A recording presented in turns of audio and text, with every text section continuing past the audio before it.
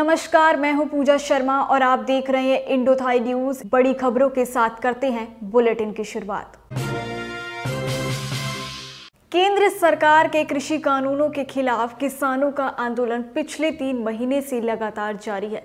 देश के अलग अलग राज्यों से किसान दिल्ली की सीमाओं पर पहुंचकर डटे हुए हैं और अपनी मांगों पर अड़े हुए हैं। इसी के बीच किसानी संगठनों ने महापंचायतें करना शुरू कर दिया है। लोगों के बीच जाकर महापंचायतें की जा रही है। गांव-गांव, शहर-शहर पहुंचकर किसानों को इन कृषि कानूनों के बारे में बताया जा रहा है। इसी बीच बीजेपी राष्ट्रीय अध्यक्ष जेपी नड्डा और अमित शाह ने मिलकर मीटिंग बुलाई। इस मीटिंग में राजस्थान, पंजाब, हरियाणा, पश्चिमी उत्तर प्रदेश के नेताओं के साथ बैठक हुई और इस बैठक में उन नेताओं से ये कहा गया कि वो किसान समुदाय के बीच जाकर कृषि कानूनों के बारे में जो गलतफहमी है, जो गलत धारणाएं हैं, उन्हें दूर करें। ये माना जा रहा है कि इस मीटिंग में पंजाब, हरियाणा, राजस्थान और पश्चिमी उत्तर प्रदेश के किसान समुदाय पर ज़्यादा जोर देने को कहा गया, क्योंकि माना जा रहा है कि इन्हीं विशेष राज्यों से किसान समुदाय के लोग दिल्ली की सीमाओं पर पहुंचकर इन कृषि कानूनों का विरोध कर रहे हैं, जिसके मद्देनजर इन शीर्ष नेताओं ने यह फैसला किया है कि इन लोगों के बीच जाकर इन कृषि कानूनों के बारे में गलतफहमी को दूर किया जाएगा, गलत धारणाओं को दूर किया जाएगा। बीजेपी की इस मीटिंग के बाद किसान नेता राकेश टिकैत ने भी एक बयान जारी किया है। राकेश टिकैत ने कहा है कि बीजेपी नेताओं को अगर किसान समुदाय के बीच में जाना है, गांव-गांव जाना है, तो वो ज़रूर जाए और जाकर देखें कि इस देश का किसान इन कृषि कानूनों से कितना परेशान है। वहीं दूसरी ओर उन्होंने ये भी कहा कि लोग इस आंदोलन को राजनीतिक पलड़े में तोड़ रहे हैं। हर एक राजनीतिक पार्टी इस आंदोलन के जरिए वोट बैंक साधने की कोशिश कर रही है, पर ये आंदोलन किसी राजनीतिक पार्टी से नहीं या किसी राजनीतिक पार्टी के लिए नहीं, ये किसान की सरकार से लड़ाई है, उन कृषि कानूनों के खिलाफ जो किसानों को नागवार है। राकेश टिकैत ने ये भी कहा कि इस आंदोलन को पहले पंजाब का आंदोलन कहा गया, फिर इसे हरियाणा का आंदोलन कहा गया, फिर इसे सिखों के आंदोलन का नाम दिया गया, फिर इसे जाट आंदोलन से जोड़ दिया गया। मैं इस सरकार से सिर्फ यही कहना चाहता हूँ कि ये सिखों का आंदोलन नहीं है, ये जाटों का आंदोलन नहीं है, ये किसी विशेष राज्य का आंदोलन नहीं है, ये इस देश के उस किसान समुदाय का आंदोलन है जो पिछले 3 महीने से लगातार कृषि के इन कानूनों के खिलाफ विरोध कर रहा है।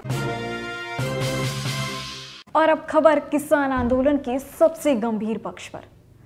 टूलकिट केस मामले की जांच जैसे जैसे आगे बढ़ रही है, उसमें नए नाम जुड़ते जा रहे हैं। कनाडा से लेके कर्नाटक तक का ये जाल अपने दायरे को बढ़ाता जा रहा है और इसमें रोज नए खुलासे सामने आ रहे हैं। दिशा रवि, निकिता जैनब, शांतनु के बाद अब अनीता लाल का नाम सामने निकल कर आया है। अनीता लाल वर्ल्ड सिख ऑर्गेनाइजेशन की फाउंडर और पायोटिक जस्टिस फाउंडेशन की को फाउंडर है। बताया जा रहा है कि अनीता लाल ने भी शांतनु और दिशा के साथ मिलकर टूलकिट तैयार की थी और इन पर भी गंभीर आरोप है। पुलिस ने 22 साल की दिशा रवि एक्टिविस्ट को बेंगलुरु से गिरफ्तार किया था। दिशा पर आरोप है कि उन्होंने गूगल डॉक से पहले टूलकिट को तैयार किया और फिर उसे एडिट किया। उनके साथ साथ शांतनु और निकिता जैनब ने उनका साथ दिया और टूलकिट को तैयार किया। फिलहाल दिशा रवि को पुलिस की ओर से मास्क लाने, किताब लाने और कुछ गर्म कपड़े लाने की इजाज़त मिल चुकी है। इसके साथ साथ दिशा अपने परिजनों से भी मिल सकती है। साथ ही दिशा गिरफ्तारी के कागजात भी देख सकती है। सोमवार को निकिता जैनब और शांतनु मुल्क के खिलाफ पुलिस ने गैर जमानती अरेस्ट वारंट जारी किया था। इसके बाद निकिता जैनब ने बॉम्बे हाई कोर्ट में अपनी जमानत की याचिका डाली थी, जिसके बाद बॉम्बे हाई कोर्ट ने उन्हें 3 हफ्ते की अंतरिम जमानत दी है। निकिता जैनब ने अपने बयान में यही कहा कि उनका कोई भी राजनीतिक, धार्मिक और वित्तीय उद्देश्य नहीं था। वो बहुत शांतिपूर्ण तरीके से इस किसान आंदोलन का समर्थन करना चाहते थे। उन्होंने ये भी कहा कि उनका आम आदमी पार्टी से कोई लेना देना नहीं है। दरअसल निकिता जैनब को लेकर ये कयास लगाए जा रहे थे कि उनका आम आदमी पार्टी से कोई संबंध है, पर निकिता जैनब ने इसका इनकार किया है। उन्होंने ये कहा है कि उनका आम आदमी पार्टी से कोई लेना देना नहीं है।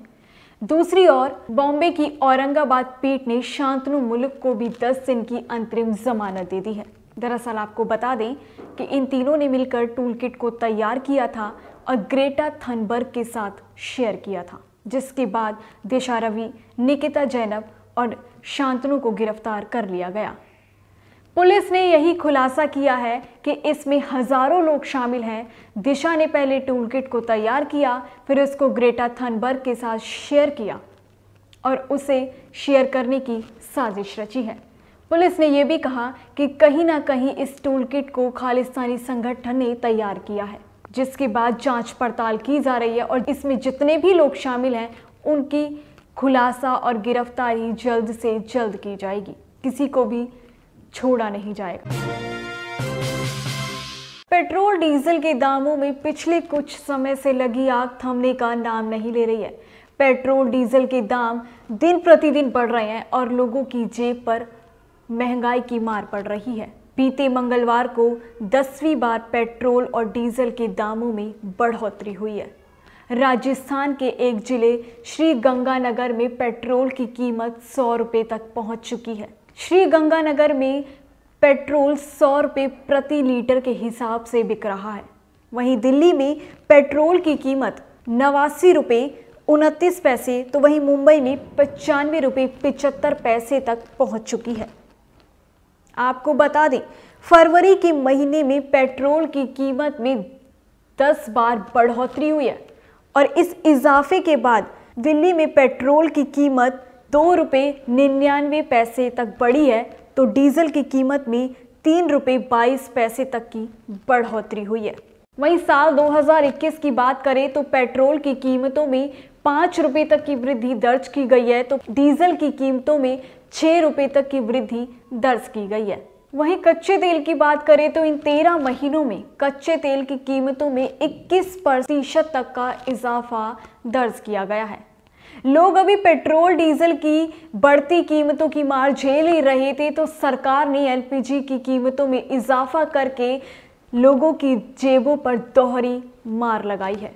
जी हाँ, एलपीजी की कीमतों में 50 रुपये तक की वृद्धि दर्ज की गई है, जिसके बाद एलपीजी गैस की कीमत 769 रुपये हो गई है। इस दोहरी मार से परेशान जनता ने सोशल मीडिया पर अपना विरोध दर्ज किया, तो वहीं विपक्ष ने भी केंद्र सरकार के खिलाफ जमकर ट्वीट्स किए हैं। इस दोहरी मार से परेशान होकर जनता ने और विपक्ष ने सरकार के खिलाफ सोशल मीडिया पर अपना विरोध दर्ज कराया है।